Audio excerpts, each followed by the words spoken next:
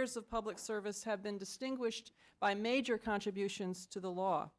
This series features individuals who have helped make significant changes to the law or its institutions and whose lives might serve as instructive lessons to members of the law school community and increase respect for law more broadly. Today's guest, Justice Richard Goldstone, is an extraordinary example of such a public figure. Among his many, many leadership positions, Justice Goldstone served on the Constitutional Court of South Africa, its highest court, when it had responsibility for interpreting the then-new South African Constitution and supervising the country's transition into democracy. He was first chief prosecutor of the United Nations International Criminal Tribunals for the former Yugoslavia and Rwanda, chair of the Independent International Commission on Kosovo, and co-chair of the International Bar Association's Task Force on International Terrorism. He is or has been a director of the American Arbitration Association, a trustee and chair of the Human Rights Institute of South Africa, and a member of the Board of Human Rights Watch. Among his many accomplishments, I'm guessing that one of which he is most proud is as chair in South Africa from 1991 to 1994 of the Commission of Inquiry regarding Public Violence and Intimidation, which came to be known as the Goldstone Commission. The Commission played a critical role in diffusing the political violence that erupted when apartheid in South Africa began eroding in the late 1980s as the country moved toward its first democratic elections. Justice Goldstone serves as Chancellor of the University of the Witwatersrand and as member of the board of its law school, where he received his law degree in 1962. He is the author of numerous articles on international humanitarian law, and he has written the foreword to a number of books on mass violence and genocide and the healing in the aftermath of mass violence and genocide. Justice Goldstone has taught courses in constitutionalism and social change at Duke Law School's Geneva Institute in Transnational Law. This semester he is visiting at NYU Law School, and he will be visiting Fordham Law School this fall. The many awards he has received locally and internationally include the International Human Rights Award of the American Bar Association and honorary doctorates of law from a number of schools, including Notre Dame, Maryland, Emory, and Princeton. He is also a foreign member of the American Academy of Arts and Sciences. Joining Justice Goldstone for today's interview session, which will include a few questions, we hope, from the audience if we have time, is Walter Dellinger, Duke Law School's Douglas B. Maggs Professor of Law, currently teaching a course at the law school as well as building the Supreme Court Appellate Practice Group at O'Melveny and Myers in Washington, D.C. A native of Charlotte, North Carolina, a Moorhead Scholar and graduate of UNC Chapel Hill, a Yale Law School graduate and a former law clerk to Justice Hugo Black, Professor Dellinger spent 3 years as the head of the Office of Legal Counsel in the administration, and in 1996 became acting Solicitor General of the United States, arguing 9 Supreme Court cases at that time, and altogether, as he's argued, 17 cases before the Supreme Court and consulted on many, many more. Before I turn the event over to Professor Dellinger and Justice Goldstone, I want to mention that we are going to terminate this event, no matter how wonderful and how fast it may be moving, at 1 o'clock, because I know there are some folks who have classes. I just want to tell those folks who have a 1:05 class with Professor Bignami that she is here, and she will not be leaving the event until it is over, which will be, as I say, pretty close to 1 o'clock. So you needn't rush off to make that class. Professor Dellinger. Thank you, Kate. There's a wonderful moment in Richard Goldstone's life, which I would like to mention by way of further introduction. It was in 1966, extraordinary events were going on both under the auspices of the United Nations and in South Africa.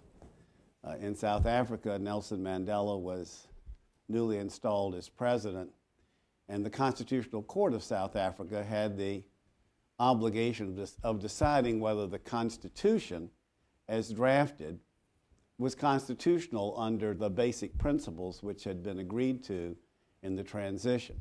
Justice Goldstone was, needless to say, an important member of the Constitutional Court. At the same time, he was the chief prosecutor for the United Nations International Criminal Tribunals. And Secretary Christopher urgently desired that he stay on for an additional 6 months beyond the ending of his term, and had President Clinton write to President Mandela of South Africa asking that Justice Goldstone be allowed to stay on. President Mandela resisted, saying that he was urgently needed on the Constitutional Court for his judgment and wisdom. And the two presidents, Clinton and Mandela, worked out an accommodation whereby he could return to the court for the period of considering the basic constitutional issue and then resume his duties as chief prosecutor. It seemed to me an extraordinary moment to have two presidents fighting over one's services, and what I hope to achieve is try to extract from Justice Goldstone some sense of the life that led him to that point in 1996. Let me start with the beginning. You and I both grew up in segregated societies. I've often been asked whether as a white Southerner I thought segregation was right or wrong. And my answer has always been that before 1954, I didn't understand the rightness or wrongness. It was just simply a fact about the universe. Brown versus the Board of Education, his 50th anniversary we celebrate this week, changed that forever. And it became a normative question, a powerful normative question, that we ended up debating the rest of my youth in the South. Can you recall what you felt as a child before you went off to university at Witwatersrand?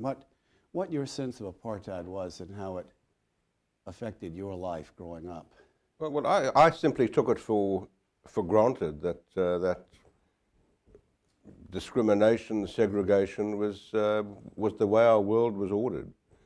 My parents always objected to any form of racial discrimination, but they weren't activists in any way, and like the overwhelming majority of white South Africans, simply accepted that this was the world we lived in.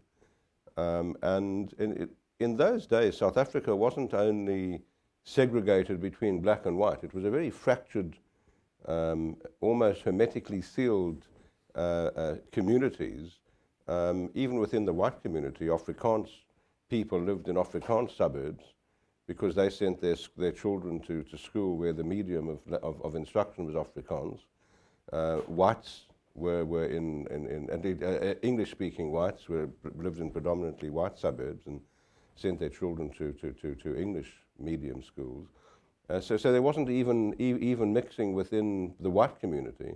And of course, under the apartheid laws, there were the Bantustans, and blacks were segregated pretty much into their language groups. But the only time I came into contact with black South Africans until I went to university was in menial positions. They filled my father's car with gas, and they did the menial tasks as domestic workers, and that was the world in which I lived and accepted. At Witwatersrand, it's interesting. The time you went to Witwatersrand was about the time I was about to enter college, and we tended to think of apartheid from our point of view as monolithic. But the time you and I were in college, Duke University was all white by formal trustee policy. Witwatersrand was racially integrated. So that there's more complexity to the system. That was your first experience with persons of color as colleagues. What was the effect of the integration in Witwatersrand? And how is it that Witwatersrand was racially integrated in an apartheid society, and what effect did that have on you? Well, firstly, let me say, Professor Dellinger, it was really a defining moment in my life, meeting fellow black South African students as equals, and becoming friendly and having social contact not only in the classroom but also in the students' cafeteria and on the sports field, and I was introduced to a completely new atmosphere and culture at Witwatersrand University, and very soon, within weeks of beginning that contact, became angry and frustrated at the unfairness and injustice of the apartheid system. On the campus of the university, we were treated equally, but the minute we left the campus grounds, my black colleagues had to carry documents I didn't have to carry. If they left them at home, they could spend a night or two in prison. They went home to enforce segregated townships where many of them had no electricity, many of them had no running water. I went to a comfortable home in a white suburb where I had the luxury of my own study and a set of South African law reports. Many of them had to study literally by candlelight or by paraffin lamps. And it was that anger that really turned me into a student activist against the apartheid system. The University of Cape Town and Witwatersrand University were known collectively as the open universities. They always kept their doors open to all South Africans. And the faculty really led the movement, obviously with the tremendous support of the students, but there was always this dichotomy in those days between the Afrikaans universities and the English universities. The Afrikaans universities generally supported the apartheid system. There were some exceptions, but not that many. The two open universities actively fought and demonstrated. I remember as a student being in leading marches of 8,000 students through the streets of Johannesburg to protest against the apartheid system. But that was the culture which grew up in predominantly in these two universities. My friend Eli Evans wrote a book called The Provincials, The Personal History of Southern Jews, about the particular effects of racial segregation on Jewish white Southerners. Did you feel any of that, was there any of that feeling in the Jewish community in South Africa? Well, the history of the Jewish community in South Africa, I think, is a very mixed one. I don't think it's anything that the Jewish community should feel particularly proud of. I think the number of it's a small community. At today, there are about 60,000 in a population of 42 million. But individual members of the Jewish community played leading roles in the anti-apartheid movement. But many of them came from socialist backgrounds. I think many of them came from other oppressed societies in Eastern Europe or were victims of Nazism. So their natural instinct was against racial discrimination. But as an organized community, in fact, the Jewish community didn't do too much to oppose apartheid as a community. And it's one of the things that's not often recognized is that the Jewish community in South Africa was the only religious group that was all white by definition. Yes. The other religious groups might have been, certainly the right-wing Afrikaner churches excluded blacks. But that changed fairly quickly. The Episcopalians, the Catholics were always non-racial, multiracial communities. So I think this exacerbated the position. When you went into the bar, you became a very distinguished commercial lawyer and practiced commercial law in a way that was successful and not directly involved with the regime. And then at the age of 41, you had the opportunity to become a judge. And as someone who had been active as a student at Witwatersrand against the apartheid regime, was it a difficult choice to consider whether there was complicity in becoming a judge? Was that anything that concerned you when you got the offer? It was a very difficult decision because here I was accepting an appointment to the apartheid bench. I was required to take an oath to apply the laws of South Africa, which included laws which were anathema to me, the apartheid laws, and yet I obviously had to grapple with this for some weeks. Fortunately, I had time because we have a system of acting appointments, and I'd been an acting judge for about 18 months over a period before then. And really the crucial fact that made me decide to accept the appointment was really a result of the United States legal community's efforts to set up public interest law firms in South Africa. It was Ford and Carnegie foundations that funded and helped organize the first ever human rights conference ever held in South Africa at the University of Cape Town in 1979. And the Legal Resources Center and Lawyers for Human Rights were born there. Professor Jack Greenberg, now of Columbia, was then the executive director of the Inc. Fund, of the Legal Defense Fund of the NAACP.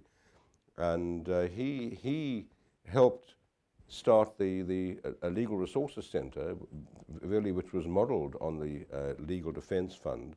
And they started using the South African courts to find holes in the apartheid laws, to get decisions from the courts that affected beneficially literally many millions of black South Africans.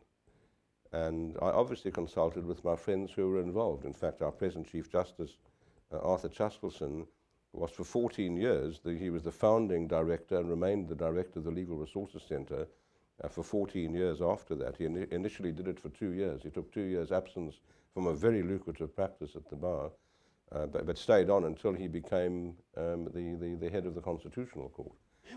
And they urged me and others, Justice the late John Didcott and other anti-apartheid lawyers, were urged by our friends involved in the civil rights movement in South Africa to take appointments. They said, if we're going to use the courts, we'd like sympathetic judges and not hostile judges. And that really made a difference to me. I felt as long as black South Africans were using the courts, judges who were sympathetic should be part of that endeavor. And one case in particular stands out that I took a look at, and that's your decision in the Govender case, really showing the extraordinary role that creative lawyering can play. I think I'll just ask you to tell our students and faculty just a little bit about that case, which I think does show that there are openings for creative lawyering. Well, Mrs. Govender was an Indian South African who was charged in the criminal courts for living in the wrong group area. She lived, she hired premises in an area that was zoned for whites only. So it was a criminal offence under the Group Areas Act, which was the legislation that kept South Africa racially segregated, residentially segregated. What happened, the law was passed in 1950 at the beginning of apartheid, and provided that anybody living in the wrong area was guilty of a criminal offence, could be brought to court and fined or imprisoned, and it added that the judge convicting such a person may grant an eviction order. And between 1950 and 1982, literally millions of black South Africans were evicted. And that's the way the Group Areas Act was enforced. And Mrs. Govender led evidence through the legal, she was represented by the Legal Resources Center. They briefed a very competent counsel who argued in the lower court, in the magistrate's court, that she pleaded guilty. He argued, he led evidence that she'd been on a waiting list to get accommodation in an Indian area for 7 years, that the waiting list was such that she'd have to wait for another 10 years. So she was desperate. She had to move into a white area. And of course, white landlords were making the most of this because they could charge 400% to an illegal tenant as they could in what was a poor mixed area, became a poor mixed area. And the judge in the lower court took pity on her, and he found her guilty, fined her the equivalent of a few dollars, and granted an eviction order, but suspended its operation for 1 year, which was aberrational. I mean, 1 year was really sucked out of his thumb, and she came on appeal saying that the suspension should have been until she can get alternative accommodation, or 10 years, because that was the evidence. And it seemed to me, I was sitting in a two-person appeal bench in our state Supreme Court, and it seemed to me we couldn't help her. I didn't see how a provision that was designed to get people out could be used to keep people in. And it's interesting because it's a lesson on lawyering. The lawyer suggested to Mrs. Govender that she should come to the appeal hearing, And it was obvious to me that this frightened, elderly Indian woman who was living there with her children and grandchildren was Mrs. Govender. And it was 12:15, we normally took the lunch and adjournment at 1. And I said to my colleague, who was a senior judge presiding, I don't think we should give our decision now, because we discussed it before and decided to dismiss the appeal. I said, let's take lunch. And he took the lunch adjournment at my request, and we both enjoyed red wine, and we went across to a Belgian restaurant across the road, and we shared a bottle of red wine. And I said to him, his name is Louis Lecrange, I said, Louis, you know, there's something wrong with this. Why did the magistrate evict her at all? The Act says that the judge may evict, not must. And I said, surely he shouldn't have done this without a separate hearing, without good reason, and without the exercise of a judicial, it's really a judicial decision. And he said, you know, you've got a point. And we went back, and I put my problem to counsel, and we adjourned for 2 weeks to give the counsel for the government time to think about it. They came back, and to cut the story short, we issued an opinion setting aside the eviction order and saying that in future eviction orders are not to be given automatically. It's may, not shall. And the judges must have full inquiries as to whether an eviction order is just in the circumstances. And to our great surprise, that was the last prosecution under the Group Areas Act, because the government couldn't prove that there was alternative accommodation. There wasn't. And they were just using this law really to unjustly force people literally to become homeless. And the result was, within not too many months, black South Africans moved into previous white areas because of a decision that had a very unusual consequence that certainly I wish I could say that I anticipated the consequences. Obviously, neither my colleague or I. The Prime Minister blamed it on Judge Goldstone's ruling. He publicly said the reason they're doing nothing about this. But it was quite striking, and it reminded me of Lord Mansfield's decision, which you didn't advert. Lord Mansfield's decisions about the slavery of or freedom of someone who was brought to England on a sojourn was that the common law operates against a background of natural law, and that is always pressing up against the literal law. And by finding the opening that the word may indicates discretion, what Justice Goldstone filled that discretion with was all of the notions about how you would make the case that it's a reasoned exercise of discretion, and brought in all of one's human rights concerns right at that point of exercising discretion, which then made it impossible to justify for the government the exercise of discretion in the way of eviction. I guess is it true that the need to run a modern economy and have an independent judiciary in order to attract investors and let them think there's a legitimate judiciary played a role in having a judiciary of a kind that then found these openings in the security regime? Right. Now, well, you know, South Africa, Alan Drury, the American author, many years ago wrote a book about South Africa, which he titled A Very Strange Society. And it was a very unusual quasi-police state. But within the minority white community, it was really a working democracy. We had elections every 5 years, and if government lost, they left office. We had an absolutely independent judiciary. No judges in South Africa got midnight phone calls from cabinet ministers for two reasons. Firstly, we had no constitution. So what judges said on Monday, the Parliament could undo on Tuesday. So we were no political competition to the government. And apart from that, 90% of the judges were supporters of apartheid anyway. But the point I'm making is it was an independent judiciary. There was a parliament which worked along the style of the British Parliament with committees of parliaments and so on. The result was when apartheid came to an end, we have the black majority took over these institutions of democracy, and if anything, have improved them. But it's something that people don't appreciate, and South Africans don't appreciate sufficiently, in my view. In Central Europe, when the Berlin Wall fell and the Soviet Union broke up, there weren't institutions of democracy in existence that could be taken over. They had to be built from the ground up, and that's much more difficult. The problem, I think, facing Iraq at the moment.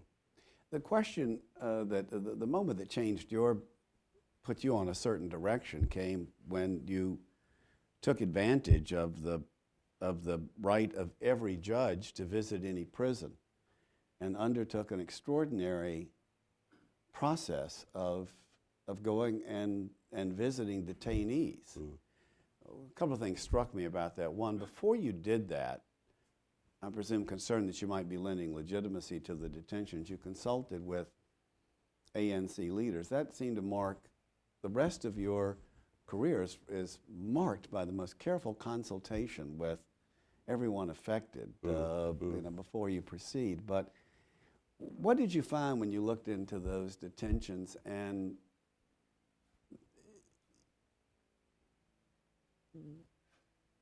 I don't know if you want to address the question of what we have going on Guantanamo, but would you recommend that visits by judges would be something essential there? Is that well?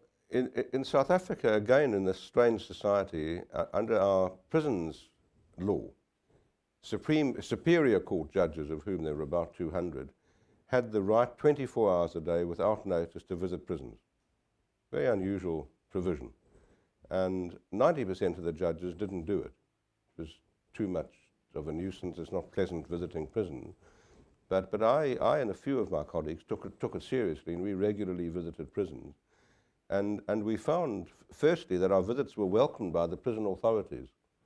They were, from about the 1970s, the prison authorities became more enlightened, and they went to international conferences, and they were influenced by decent prison situations, and they welcomed the visits. And the turning point really came in the late 80s, from 85 to 89. South Africa lived under a state of emergency. Most of our laws were suspended, and we had many tens of thousands of South Africans were detained without trial. Guantanamo Bay style detentions. Some of them were kept for as long as 2.5 years in prisons and in police cells.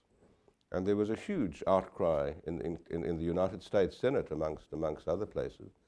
And in order to assuage the concerns of South Africans and foreign opponents of the system, the then President Botha unexpectedly announced in Parliament that he was requesting the chief judges in our state Supreme Courts to allow some of their judges to visit the detainees. And where they were in prisons, we would have had the right anyway, but in police cells we had no access. And our chief judge requested me to do this. I'd been involved for some years with a non-governmental organization that was involved with ex-offenders. And I started visiting these detainees. In fact, the incident you referred to, before I started, I again had a moral problem in being, as it were, co-opted into a system of detaining people without trials. By visiting them, I was becoming part of the system, and yet I recognized the need for independent judges to visit them. And I did, in fact, consult with Nelson Mandela's counsel for many years, George Bezos, a friend of many years at the Johannesburg bar, and I said, "What do I do?"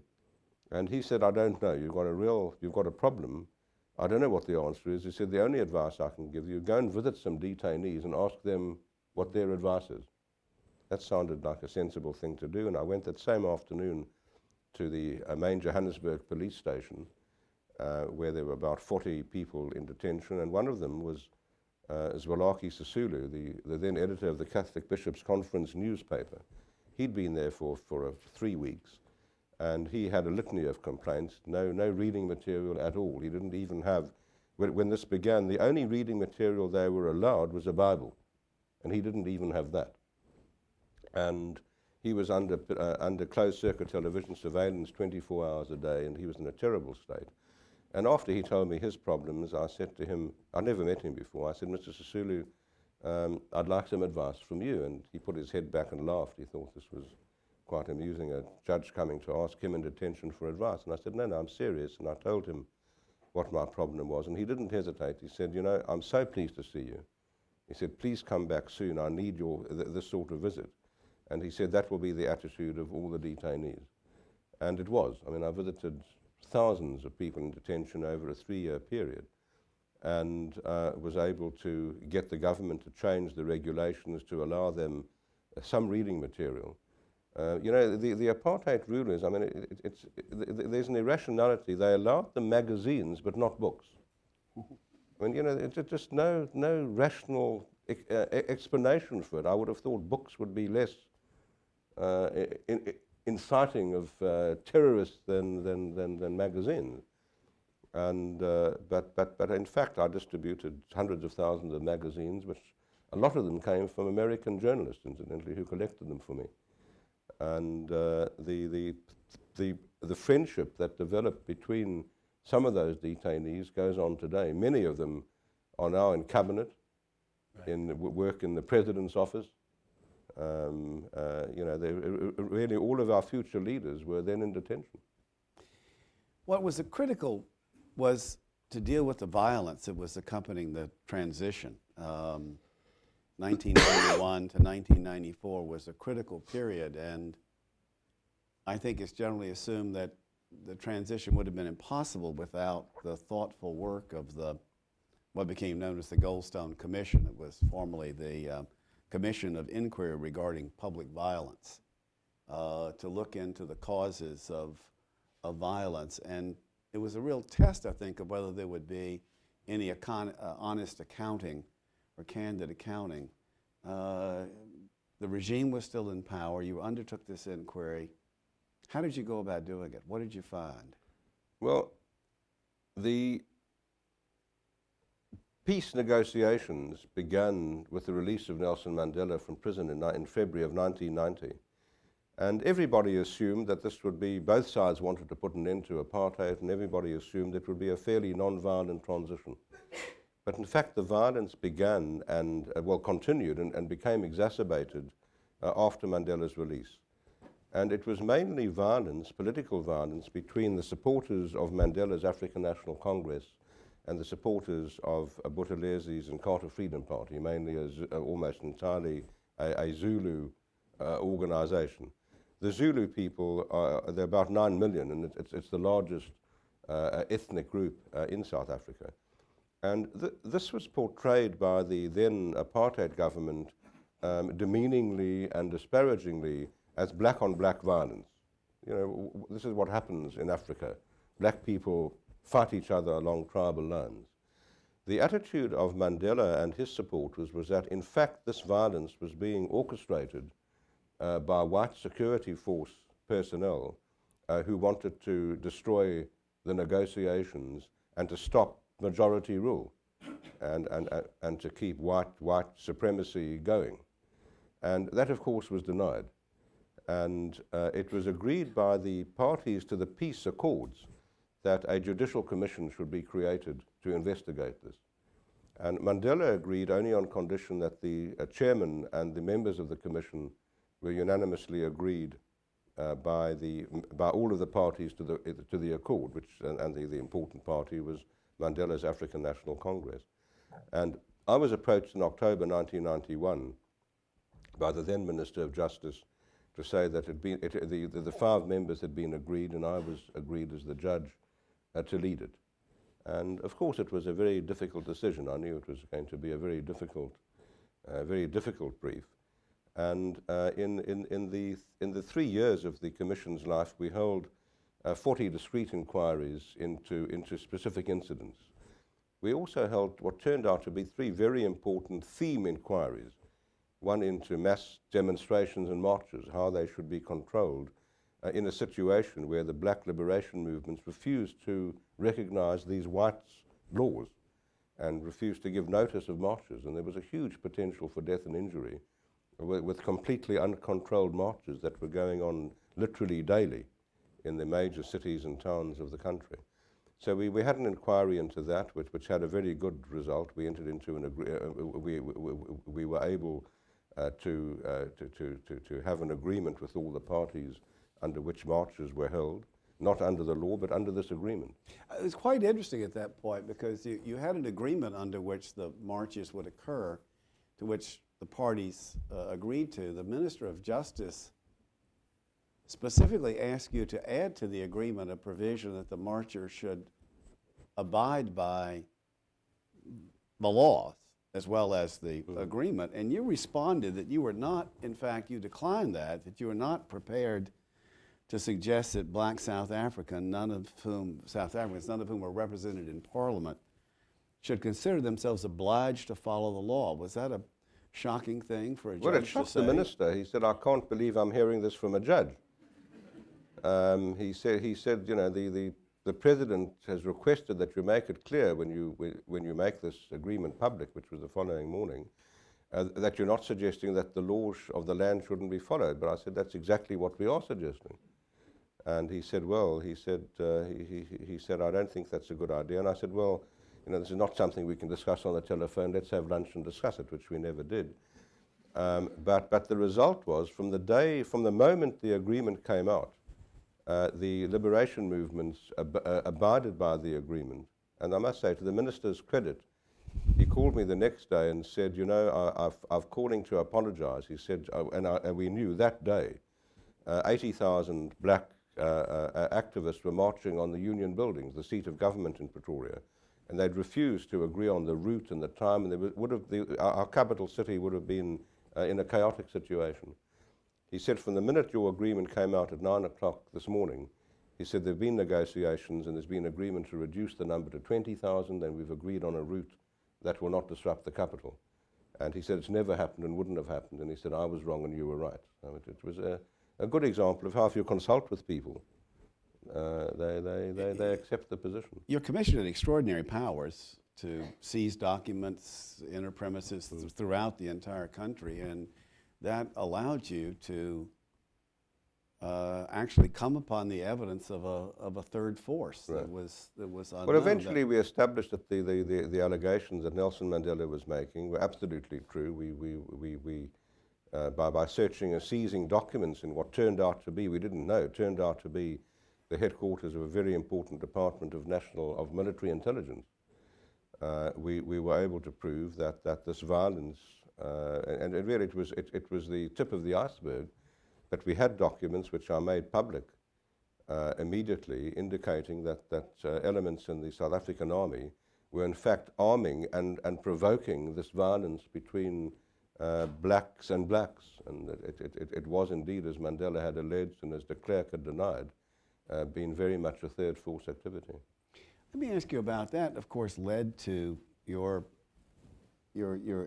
distinction in leading South Africa through that period, and the respect you were held, led to your appointment by the United Nations as the prosecutor, first for war crimes in Yugoslavia and then in Rwanda. And it built, in a sense, on the process of reconciliation and amnesty in South Africa. Now, those are very, very difficult questions. You have always a regime in power that seeks amnesty. Those who have been oppressed or victims of war crimes who seek a Nuremberg-type trial. You all came up with a third way in South Africa of having confession and amnesty, but only for those who satisfied a commission that they had done so.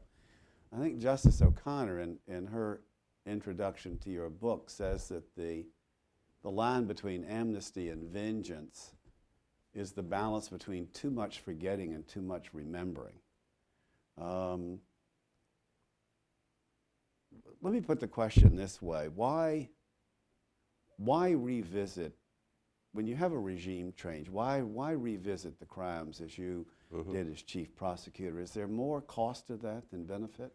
Well, I've got no doubt from my experience in South Africa and the former Yugoslavia and Rwanda, looking at other troubled areas where there's been massive human rights violations, that the only way to prevent a repeating of the history and the only way to stop a cycle of violence is to, in fact, expose the truth and to bring acknowledgement to the victims. If you look at Rwanda, it had never been done. There was almost a century of violence between two groups. Never any accounting, never any truth, never any attempt to establish the truth. Similarly in the former Yugoslavia, Croats, Serbs, Bosniaks, all regarding themselves as victims and the other two as perpetrators.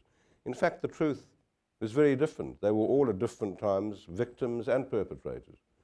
And it's only when this truth is officially recorded that, in fact, I believe you can remove what is otherwise a sort of toxic fuel that nationalist leaders, evil leaders, can call on and use to whip up feelings and results in the terrible crimes we've seen.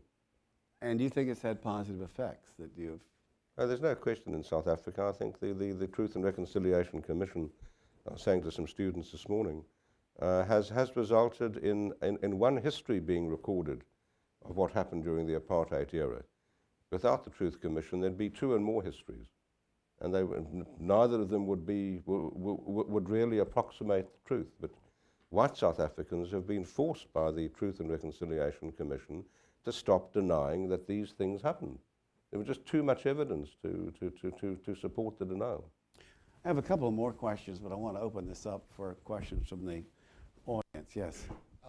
In the latest polls out of South Africa, it looks like Thabo Mbeki is going to win with over a two-thirds majority, which, as I understand it, allows him to amend the Constitution. Is that a cause of worry for you or concern? You know, it's not a cause of worry at all, for a simple reason, and that is, well, there are a number of reasons. I think the political reason is that our Constitution is their Constitution. It was the African National Congress leaders that wanted the Bill of Rights. It's very interesting, again, and not sufficiently appreciated in my opinion. South Africa is very lucky, and maybe uniquely lucky. We had our black leaders grew up and worked for 40 years and more in a culture of human rights. The anti-apartheid movement was a human rights movement, unlike similar liberation movements in Zimbabwe or in other colonial areas. In South Africa and internationally, the anti-apartheid movement was a human rights movement. The Universal Declaration of Human Rights was the sort of Bible of the African National Congress. So they wanted a Bill of Rights, as broad a Bill of Rights as possible. It was the white leaders who trod on human rights, to whom the phrase human rights was anathema. In fact, during the worst apartheid years, anybody who espoused human rights was a communist. And the definition of communist virtually included people who supported human rights. And overnight, when the writing was on the wall and when whites saw apartheid was coming to an end, they became instant converts to human rights. Because they saw in a Bill of Rights their protection as a minority. And they saw that their privileges would be protected by a Bill of Rights. So when it came to our negotiated constitution, both sides were falling over each other to have as broad a Bill of Rights as possible. And that explains that there was only one issue they couldn't agree on, really, only one, and that was the death sentence. And what do politicians do when they can't agree? They said, well, we'll leave it to the judges to decide. And our court held it unconstitutional, but that's not the point. The point is that the African National Congress, there's no suggestion that they want to amend the Bill of Rights in any way that would be anathema or contradictory of human rights. I think it's a political sloganeering more than anything else. Other questions? Yes, sir. You alluded earlier to attempts by the apartheid government to dismiss enemies of that government as terrorists, and I'm wondering what parallels, if any, you see with the current American government now dismissing perceived enemies as terrorists. So I didn't hear the analogy. What? You alluded earlier to the apartheid government dismissing enemies of that government as terrorists, and I'm wondering if you see any parallels to the Bush administration now dismissing perceived enemies of America as terrorists. And Guantanamo and yeah.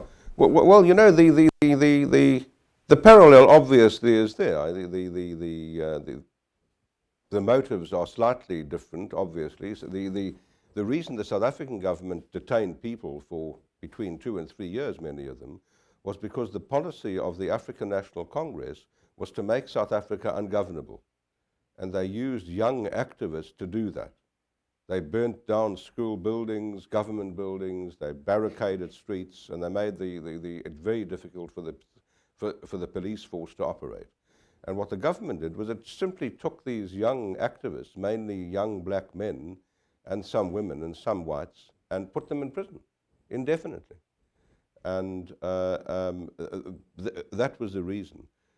The parallel, and what grieves me about the Guantanamo situation, is I know from visiting detainees the awful punishment it is to be detained indefinitely without trial. You know, the sorts of things that worried the detainees I used to visit. I remember one father weeping. He said the night he was picked up and put in detention 6 months before, he and his wife were discussing what school in the black township, which of 2 schools their only son of 6 years was to go to. And in the beginning of the detentions, he was allowed no contact, no letters, and he didn't know what school his wife had decided to send their child to. He said, that's what keeps me awake at night. Now, it's those horrors that people don't think about. And I can just imagine the situation of people who've been picked up for whatever are going through in being held indefinitely. I really advisedly say I think I would prefer, having seen what I did, I'd prefer a 5-year sentence definite than to be held in detention without trial for 6 months, not knowing if and when I was going to get out. And I just don't believe that it's a system that any democracy should go along with. I mean, if people have committed offences, bring them to trial and punish them. There's just no warrant, in my view, for keeping people in a sort of never land with absolutely no access to any courts. Other questions? Page 54 of your book is quite striking to me. During the period where you're focusing in, January 1994, you and Mrs. Goldstone were arranging to visit. You had witnesses, as you're closing in on the third force. Witnesses had to be sequestered in Denmark and England for their safety, and before you went to interview those witnesses, you received a phone call, an anonymous phone call reciting in detail what investigations were underway, what your movements had been the previous day, exactly where you planned that day, that you and Nolene were in imminent danger of being killed and should leave the hotel without delay. That was not the only time in your life. Flying into Rwanda, times in Bosnia, was there one time that was more frightening than the others? Did you? Well, I think that was the most frightening. I mean, that was we had fairly heavy police protection after I indicted Karadzic and Mladic when I was in The Hague. But that was I think that was the Dutch government being concerned. I was their responsibility.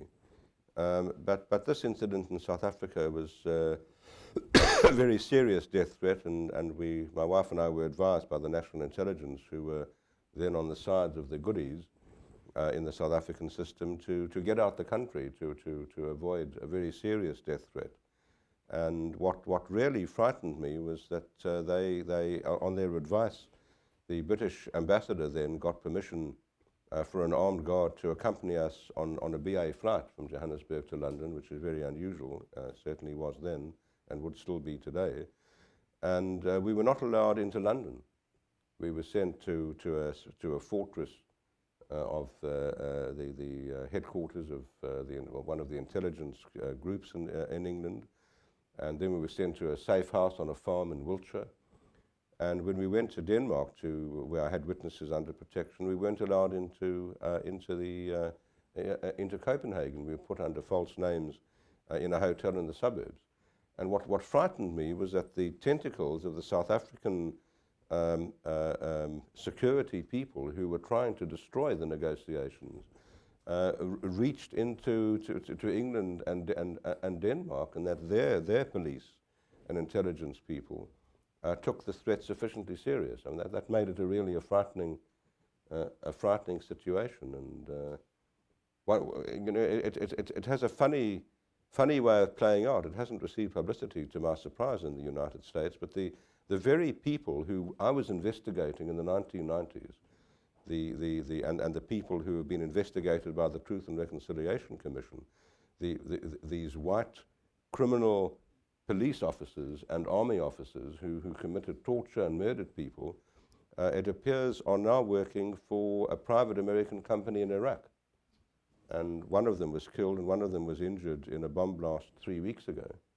And it's interesting how people like that end up as mercenaries and as people working in this sort of situation. And I was very upset to read that.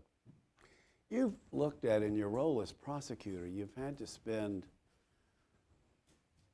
a series of years looking in more detail than any of us here have had to view at the most horrible atrocities, the use of rape as an instrument of war, the turning on neighbors, the slaughter of children.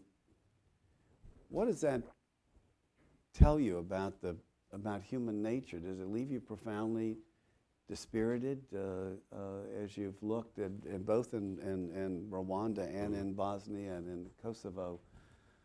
What have you taken from that? Well, I think what I've learned is that any of us are capable of doing evil things and good things depending on some conditions. The one is leadership. I think most people tend to follow leaders.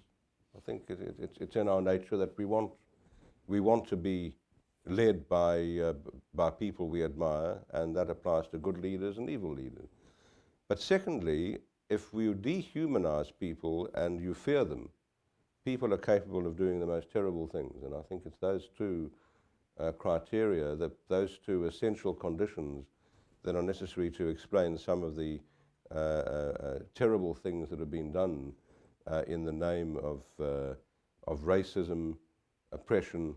It's dehumanizing the victims, and if you add fear to that, you get Rwanda, you get Nazi concentration camps, you get detentions without trial in South Africa. You need both. It's the dehumanizing and the fear.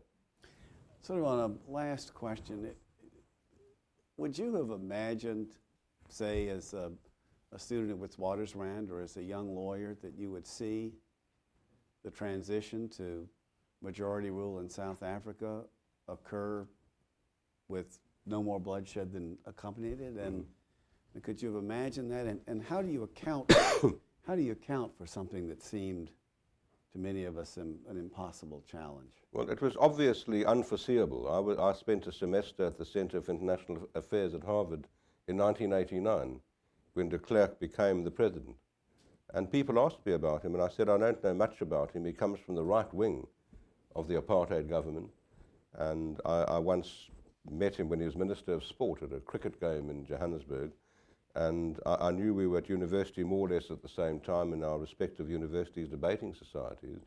But no one could expect that 6 months later, President de Klerk would be announcing the release of Mandela and the end of apartheid. And again, it's a good example of what a good leader can do. De Klerk realized that apartheid was a bloody cul-de-sac. And he was able to convince all of his supporters to go round with him in a 180-degree turn and bring apartheid to an end. And it was his leadership, his realization, and having on the other side somebody of the caliber of Nelson Mandela and his colleagues to do this together. And let me emphasize that Mandela really is the epitome of his people, but he represents his people. He didn't have to struggle very hard to convince the majority of black South Africans to enter into a peaceful negotiation, which is remarkable after 3.5 centuries of oppression. Thank you very much.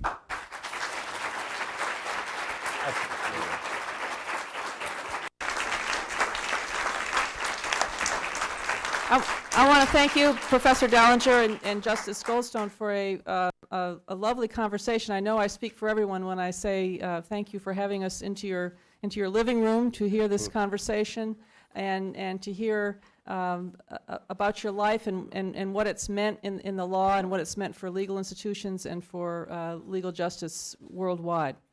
Please join us now for a reception on the third floor loggia. Thank you again. Thanks very much.